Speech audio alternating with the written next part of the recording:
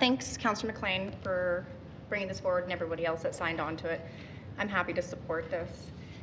I think it's really important that we're actually having this discussion today, and I'm glad to see that we will actually make a decision on this today for Calgarians so they know what next steps are. The rezoning that's proposed is a huge decision. It impacts hundreds and thousands of Calgarians and their communities.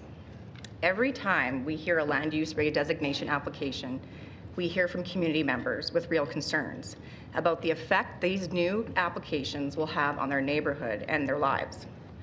And for them, they get to speak directly and unfiltered to the people they elected to make those decisions on those applications on their behalf. And listening to people on local land use matters is actually our job.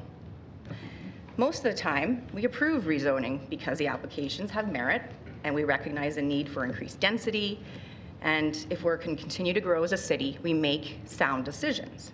But there are enough times we vote no, because there are real concerns about specific issues on the ground. What's being proposed would remove that opportunity.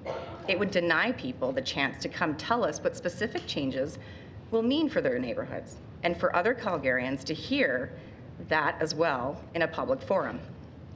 This blanket rezoning isn't just a significant change on how we grow, but a significant change for the process we use to get there and how we see people participate in it. When we're fundamentally talking about changing the way people engage in this process for how their city grows, it's important that we hear from the people as much as possible. So holding a vote of electors is the best way to do that. Now, as members of council, we are required to remain amenable to persuasion on the question of rezoning. And I'm going to predict if we went forward on April 22nd, things could be close. I held a town hall this week, and I've received many, many, many emails from the public with strong opinions on this issue.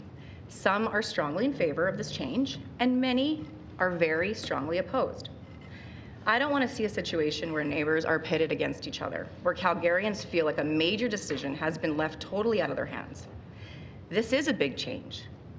Now, maybe some of you campaigned on increasing density, but none of you can admit that you campaigned on removing the public hearing process from increasing density.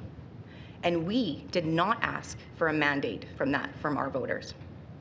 It's a decision that we are now faced with that could have a legacy far longer than anything else we do around this horseshoe.